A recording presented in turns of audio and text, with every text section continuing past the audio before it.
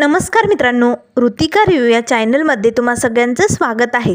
तर आज आपण पाठराखीण या मालिकेचा आजचा 21 जुलैचा भाग खूपच धमाकेदार झालेला बघणार आहोत। कारण इथे आता वैद्यबुवांच्या एन्जिओप्लास्टीसाठी 6 लाखांची मदत आणि प्राजक्ताच्या दादाला सूर्यास्त मावळायच्या आत घरी आणणार असे म्हणत आता ही सुलक्षणा प्राजक्तावरती मोठा डाव टाकणार, हे सगळं आपल्याला बघायला मिळणार आहे। तर आजच्या भागामध्ये सुरुवातीलाच आता इथे आलोक दादा झोपेतनं उठलेला असतो तेव्हा लगेच आरव म्हणू लागतो, दादा कसं आहे तू? डोकं जड पडले का? दुखतंय का तुझं डोकं? थांब मी गोळी देतो। आता आरव पटकन आपल्या दादाला गोळी देतो। आता तू रिलॅक्स आहे ना? तुला काही वाटत नाही ना? त्यावर लगेच आता आलोक म्हणू लागतो, नाही आत्ता तरी बरं आहे, पण मला ना त्या सुलक्षणाला भेटायचे। अजून काय काय प्लॅनिंग केलं आहे मला लोकांसमोर जगासमोर उघडं पाडायला ना ते विचारायचे। चल मी जातोच। त्यावर लगेच आरव म्हणू लागतो, दादा दादा प्लीज शांत हो बरं, तू विषय बाजूला ठेव, आत्ता त्या विषयावर नाही बोलायचे आपल्याला। त्यावर लगेच आलोक म्हणू लागतो, अच्छा म्हणजे तू पण सुलक्षणाची बाजू घेणार का आता? त्यावर आरव म्हणू लागतो, नाही दादा मी फक्त तुझीच बाजू घेणार आहे। हे बघ मला तुझं म्हणणं पटतंय, पण आत्ता तुला आरामाची गरज आहे की नाही? तू शांतपणे आराम कर आणि हे बघ मी तुला प्रॉमिस देतो, इथून पुढे तुझ्या या रूममध्ये कोणी येणार नाही। आता हे बघ ही रूम म्हणजे तुझ्या स्पेससाठी की नाही, मग या रूममध्ये फक्त आपल्या दोघांच्या परवानगीशिवाय कोणी पाऊल टाकणार नाही, याची काळजी मी घेणार। मी बाहेर जातो आणि सगळ्यांना सांगतो इथून पुढे दादा तुला या रूममध्ये कोणीही त्रास द्यायला येणार नाही, चालेल? तेव्हा आलोक म्हणू लागतो, ठीक आहे। आरव लगेच तिकडनं बाहेर निघून येतो। आता आलोकला मात्र प्राजक्ताचे ते क्षण आठवू लागतात। प्राजक्ता त्याच्या रूममध्ये आलेली असते तेव्हा आलोकने कसा तिचा गळा दाबवलेला असतो, हे सगळे क्षण त्याला आठवत असतात। तर इकडे आता पोलीस स्टेशनमध्ये प्राजक्ता आणि तृप्ती दोघी धावतच येतात। आता लगेच तृप्ती म्हणू लागते, कौस्तुभ कुठे माझं कौस्तुभ? कौस्तुभला जेलमध्ये टाकलेलं असतं। तृप्ती त्याच्याजवळ जाताच आता कॉन्स्टेबल मॅडम येतात। ओ मॅडम तुम्ही असं डायरेक्टली भेटू शकत नाही, व्हा इकडे। त्याच वेळेस आता लगेच इथे तृप्ती इन्स्पेक्टर साहेब बसलेले असतात, त्यांच्याजवळ येते, माझ्या कौस्तुभनी काही नाही केलं हो, सोडा ना त्याला सोडा ना, त्याला का जेलमध्ये टाकलं आहे? प्राजक्ता ही आता सांगू लागते, माझा दादा चोरी करू शकत नाही, तुमचा काहीतरी गैरसमज झाला आहे। त्यावर इन्स्पेक्टर साहेब म्हणू लागतात, हे बघा तुम्हाला हे असं करून काही उपयोग होणार नाही आहे। तुमच्या या दादाविरुद्ध पुरावे सापडलेत, CCTVत दिसलंय तो चोर हाच आहे, त्यामुळे आता तरी याची सुटका होऊ शकत नाही, त्यामुळे हे रडगाणं करून काहीही उपयोग होणार नाही आहे। तेव्हा लगेच आता प्राजक्ता म्हणू लागते, पण इन्स्पेक्टर साहेब अहो तो आमचा दादा नाहीच आहे, आमचा दादा चोरी करूच शकत नाही, एवढ्या वर्षापासून तो त्या ऑफिसमध्ये प्रामाणिकपणे काम करतोय हो, तो कशाला पैसे चोरेल? त्यावर लगेच आता तृप्ती मनाशीच म्हणू लागते, प्राजक्ता मला माहिती आहे ही चोरी तुझ्या दादानीच केली, पण काही करून मला त्याला इथनं सोडवावं लागेल। त्यावर लगेच इन्स्पेक्टर साहेब म्हणू लागतात, हे बघा त्याच्या विरुद्ध सगळे पुरावे आमच्या हाती लागलेत, आजच्या दिवस आजची रात्र त्याला इथे जेलमध्ये काढावी लागेल आणि उद्या सकाळीच आम्ही त्याला कोर्टात हजर करणार आहोत। तिकडे समदे पुरावे उभे असतील, तुम्हाला जे काही बोलायचे आता ते जज साहेबांसमोर आणि तेच आता या सगळ्या केसचा निकाल लावतील, त्यामुळे तुम्ही उद्या कोर्टात भेटा, चला निघा इकडनं। त्याच वेळेस आता तृप्ती पुन्हा धावत कौस्तुभकडे येते, कौस्तुभ बोल ना आता तरी काहीतरी बोल, गप्प बसू नको। तेवढ्यात कॉन्स्टेबल मॅडम येतात, ओ मॅडम तुम्ही बाहेर निघा नाही तर तुम्हाला जेलमध्ये टाकेल, ओ ताई काढा ना यांना बाहेर। प्राजक्ता आता तृप्ती वहिनीला ओढतच बाहेर नेऊ लागते। तर त्यानंतर इकडे आता वैद्यबुवा, चारुलता, आई आजी आणि भाग्या सगळेजण आतमध्ये निघालेले असतानाच आता वाडीतले जे जमा झालेले लोक असतात ना, त्यातले ज्या शेजारच्या काका आणि काकू असतात ते आता वैद्यबुवांना नको नको ते बोलायला सुरुवात करतात। काय हो वैद्यबुवा, अहो तुमचा पोरगा चोरी करतो हेच का तुमचे संस्कार? अहो तुम्ही तर फ्रीमध्ये लोकांचा इलाज करता, तुम्ही आयुर्वेदिक डॉक्टर आहात की नाही, म्हणून तरी म्हटलं तुम्ही फ्री इलाज कसा करताय? चोरी करूनच घर चालत असेल ना, मला तरी वाटलंच होतं। त्यावर शेजारच्या काकू लागतात, छी बाई फुकटचा दवाखाना कशाला करायचा लोकांचा, हे असल्या चोऱ्या माऱ्या करण्यापेक्षा पैसे घेतलेले परवडतील का? हे असले कुठे संस्कार असतात का? नाही नाही नाही वैद्यबुवा जरा तरी लाज वाटू द्या। नाही मला तर असं वाटतंय तुमच्या घरातच काहीतरी प्रॉब्लेम आहे चारुलता वहिनी, काल भाग्यश्रीचं लग्न मोडलं, आज तुमच्या पोराला अटक झाली, अरे बापरे नक्कीच या घरात मोठी भानगड दिसते। त्यावर ते काका म्हणू लागतात, लागतात. यांच्याकडे आपला विलाज करायला येण्यापेक्षा तिकडे चौकातल्या डॉक्टरांकडे 4 पैसे देऊन विलाज केलेला परवडेल. गुण थोडासा लेट येईल, पण ही असली बाधा मागे लागणार नाही ना. हे असले संस्कार तर नसतील ना त्यांच्या पोरांना. ते डॉक्टर बरे यांच्यापेक्षा. आता मात्र वैद्यभुवांना खूप वाईट वाटतं. त्यावर लगेच त्या काकू म्हणू लागतात, असा कसा पोरगा आहे तुमचा? हे असले संस्कार छिथू करण्याजोगे. त्यावर भाग्य म्हणू लागते, बाद झालं काकू, माझा दादा कधीही चोरी करणार नाही हे तुम्हालाही माहिती आहे. लहानपणापासून तुम्ही त्याला बघताय ना. जसा आम्ही त्याच्यावरती विश्वास ठेवला आहे, खरं तर तसा तुम्ही पण ठेवायला पाहिजे होत्या. आणि उगाच डोकं सटकल्यासारखे नको नको ते सल्ले द्यायला तुम्हाला कोणी बोलावलं इकडे? निघा इकडनं.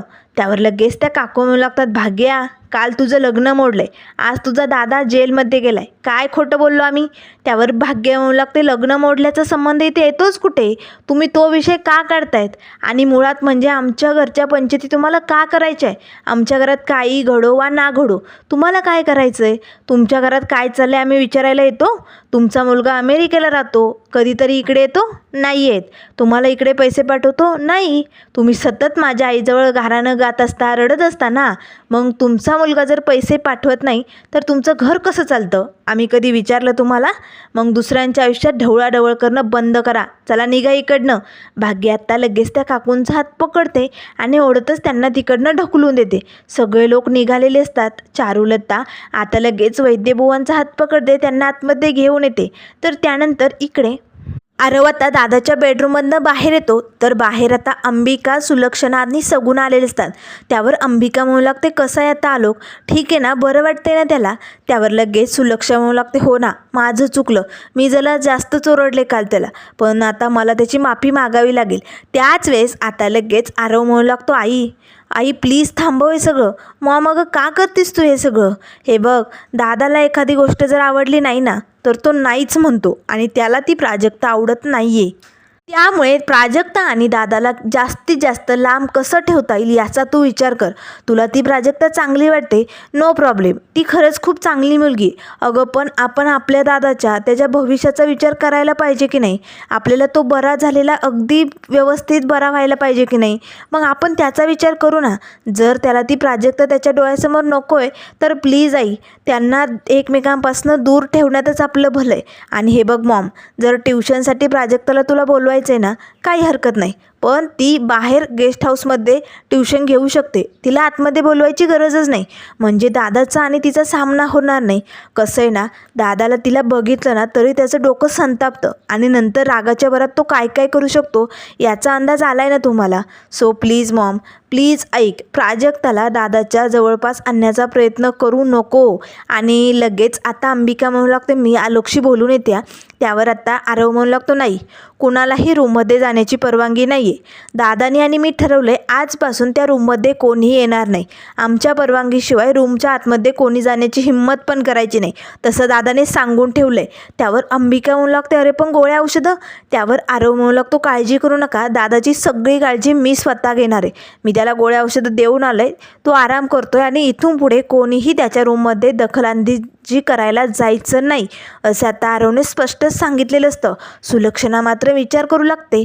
तर त्यानंतर इकडे आता प्राजूने तृप्तीला ओढतच बाहेर आणलं असतं. वहिनी, अगं वहिनी, हे पोलीस स्टेशन आहे.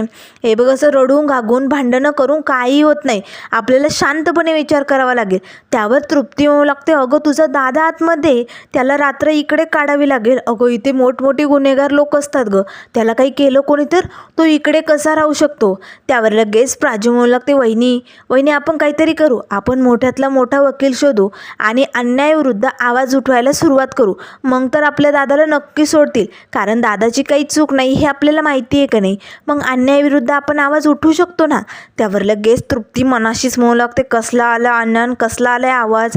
तुझ्या दादाने चोरी केली हे मला माहिती आहे, पण काही झालं तरी मला कौस्तुभला इकडनं बाहेर काढावंच लागेल. त्याच वेळेस आता लगेच तृप्ती म्हणू लागते, हे बघ प्राजू, या सगळ्या मोठमोठ्या लोकांच्या गप्पा असतात गं, आपल्या गरीब लोकांना या सगळ्यात किंमत नसते. आपण एक काम करायचं, प्राजू, तुझी सुलक्षणा मॅडमशी एवढी मोठ्या बाईशी ओळख आहे, आपण त्यांची मदत घेऊया ना, तरच त्या कौस्तुभला लवकरात लवकर सोडतील. त्यावर लगेच आता प्राजक्ताला आठवतं काल कसा आलोकने तिचा गळा दाबलेला असतो आणि प्रीतीने सांगितलेलं असतं शहाणी असेल तर पुन्हा या घराची पायरी चढू नको. हे सगळे क्षण तिला आठवू लागतात. तेव्हा लगेच तृप्ती म्हणू लागते, प्राजू चल ना, आपण सुलक्षणा मॅडमकडे मदत मागू ना. अगं एका चुटकीसरशी त्या लवकरात लवकर कौस्तुभला बाहेर काढतील. त्यावर प्राजू म्हणू लागते, नाही वहिनी, हे कसं शक्य आहे? अगं त्या खूप मोठ्या आहेत, माझी त्यांच्याशी ओळख आहे, पण एवढी पण नाही की मी आपल्या दादाला सोडवण्यासाठी त्यांच्याकडे काही मदत मागू. नाही वहिनी. त्यावर लगेच आता तृप्ती मात्र इथे प्राजूला फोर्स करू लागते, कर ना काहीतरी, तुझ्या दादासाठी कर ना. तेवढ्यात सुलक्षणा मॅडमचा फोन येतो. आता मात्र तृप्ती म्हणू लागते, उचल उचल पटकन. आता प्राजू पटकन फोन उचलते. तेव्हा सुलक्षणा म्हणू लागते, प्राजक्ता आत्ताच्या आत्ता मला भेटायला माझ्या घरी आहे, मी वाट बघते. आता लगेच फोन बंद होताच तृप्ती विचारू लागते, काय झालंय? तेव्हा प्राजक्ता म्हणू लागते, त्यांनी भेटण्यासाठी घरी बोलावलंय. आता या तृप्तीला खूप घाई, चल चल आपण लगेच जाऊ. दोघी आता सुलक्षणाला भेटण्यासाठी सूर्यवंशींच्या घरी निघालेले असतात. तर त्यानंतर इकडे आता वैद्यबुवा घरात आलेले असतात. वाडीतले लोक जे जे काही बोलत असतात ते सगळं काही त्यांना अगदी कानात घुमत असतं, आठवत असतं. तेवढ्यात लगेच आता त्यांना चक्कर आल्यासारखं होतं. चारुलता रडत असते. आता आई आजी तिला समजत असतानाच आता पटकन बाबा खाली पडणार, तेच आता भाग्या चारुलता सगळेजण धावत येतात. वैद्यबुवांना पिण्यासाठी पाणी देतात, पण वैद्यबुवा धपकन खाली पडतात. त्यांना अगदी आता अटॅकचा झटका झालेला असतो. तर आता भाग्या चारुलता सगळेजण त्यांना उठवण्याचा प्रयत्न करू लागतात, पण ते बेशुद्ध पडलेले असतात. आता भाग्या सगळेजण त्यांना हॉस्पिटलला घेऊन येतात. आता इकडे वैद्यबुवांना ICUच्या रूममध्ये नेलेलं असतं. तेव्हा भाग्या म्हणू लागते, डॉक्टर माझे बाबा ठीक होतील ना, त्यांना काही होणार तर नाही ना? त्यावर लगेच डॉक्टर म्हणू लागतात, काय त्रास होत होता त्यांना? त्यावर भाग्य सांगू लागते, काही नाही हो, त्यांना ना जरा म्हणजे टेन्शनच आले, माझ्या दादाला अटक केलं होतं ना, म्हणून ते घरात आले. पाणी पिण्यासाठी टेबलजवळ येताच त्यांना चक्कर आल्यासारखं झालं आणि धपकन खाली पडले. त्यावर लगेच भाग्य म्हणू लागते, डॉक्टर माझ्या बाबांना काही होणार नाही ना? त्यावर डॉक्टर म्हणू लागतात, आम्ही त्यांचा चेकअप करतोय आणि त्यानंतरच कळेल काय होतंय काय नाही. असे म्हणत डॉक्टर ICUमध्ये निघून जातात. चारुलता उठते, ICUकडे बघतच रडतच म्हणू लागते, यांना काही होणार तर नाही ना? हे बरे होतील ना? त्यावर लगेच आता भाग्या म्हणू लागते, आई तू काळजी करू नको, आपण आता हॉस्पिटलमध्ये आलो आहे ना, डॉक्टर बघून घेतील, बाबांना काही होणार नाही, तू टेन्शन घेऊ नको. त्यावर लगेच आता आई आजी म्हणू लागते, चारू अगं शांत हो, जावई बापूने आजवर कधीच कुणाचं काही घेतलं नाही, कुणाचं वाईट केलं नाही, मग देव त्यांचं का वाईट करेल? ते सुखरूप बाहेर येतील, तू काळजी करू नको. चारू मात्र आपल्या आईला आणि भाग्याला मिठी मारून आता रडू लागते. तर त्यानंतर इकडे प्राजक्ता आणि तृप्ती सूर्यवंशींच्या घरी आलेले असतात. तृप्ती मात्र या बंगल्याकडे बघू लागते. त्याच वेळेस आता इकडे आलोक आणि आरव त्यांच्या बेडरूममध्ये आता मस्त बॉक्सिंग खेळत असतात. आता आरव मुद्दामून आपल्या दादाला भडकवण्यासाठी त्याच्या तोंडावरती आता बॉक्सिंग करत असतो. आता आलोक दादा भडकतो आणि आरवला मारायला जाणार, तेच आता तो थबकतो. त्याच वेळेस आता आरव म्हणू लागतो, दादा एक विचारू? तेव्हा आलोक म्हणू लागतो, विचार की, काय मनात असेल ते विचारून टाक. त्यावर आरव म्हणू लागतो, दादा माझ्या वागण्यात आणि इतरांच्या वागण्यात तू जरा फरक करतो ना. मी कसाही वागलो तरी तू माझ्यावरती चिडत नाही, मला मारत नाही, पण इतर लोकांवरती तू तेव्हा चिडतो, असं का? त्यावर लगेच आता आलोक म्हणू लागतो, कसं आहे माहिती, तू एक माणूस म्हणून मला समजून घेतो रे, तू आजवर माझ्यासाठी खूप केलं आहे आरव. अरे तू माझ्या मनातलं जाणून घेतो, समजून घेतो.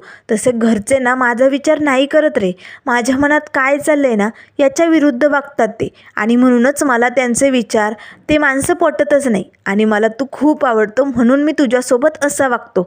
आता मात्र आरव आपल्या दादाकडे बघू लागतो. तर आता तृप्ती आणि प्राजक्ता तिथे सोफ्यावरती बसतात. सुलक्षणा मॅडम आलेले असतात. अगं प्राजू, तुझ्या भावाला अटक झाली, त्याच्यावरती चोरीचा आळ लावला गेलाय, तुम्हाला एक फोनही केला नाही. हे बघ, मी तुला आमच्या घरातला भाग मानते, तू हे सगळं मला सांगायला होतं की हवं होतं की नाही? त्यावर लगेच आता प्राजक्ता म्हणू लागते, पण मॅडम ते. त्यावर सुलक्षणा म्हणू लागते, हे बघ प्राजू, तू या घराचा भाग आहे, तुला हवं नको ते मी सगळं काही मदत करू शकते. तर त्यानंतर मित्रांनो पुढील भागामध्ये आपल्याला बघायला मिळेल वैद्यबुवांना आता अटॅकचा झटका आलेला असतो. आता डॉक्टर इथे भाग्याला सांगू लागतात, हे बघा आपल्याला अर्जंट त्यांची एन्जिओप्लास्टी करावी लागेल, जर हे ऑपरेशन झालं नाही तर मग त्यांचे वाचण्याचे चान्सेस खूप कमी आहे. तेव्हा लगेच चारुलता म्हणू लागते, ऑपरेशनसाठी किती खर्च येईल? त्यावर डॉक्टर म्हणू लागतात 6 लाख. आता ही रक्कम ऐकताच सगळ्यांना मोठा धक्का बसतो. तर त्यानंतर इकडे त्या सुलक्षणाने मोठा डाव टाकायचा ठरवले असतो. आता बरोबर प्राजक्ताला आपल्या छताखाली घ्यायचं आणि तिची मदत करायची. तेव्हा सुलक्षणा म्हणू लागते, हे बघ प्राजक्ता, काळजी करू नको. आज सूर्यास्त मावळण्याच्या आधी तुझा भाऊ जेलमधनं सुटून तुझ्या घरी असेल आणि आता वैद्यबुवांच्या ऑपरेशनसाठी 6 लाखांची मदतही सुलक्षणा करणार का? आणि प्राजक्ताला कसं या सगळ्यात गुंतवणार, हे सगळं आपल्याला बघायला मिळेल. त्यामुळे मित्रांनो, अशाच मालिकेंच्या अपडेट पाहण्यासाठी चॅनलला लाईक करा, सबस्क्राईब करा. व्हिडिओ पाहिल्याबद्दल धन्यवाद.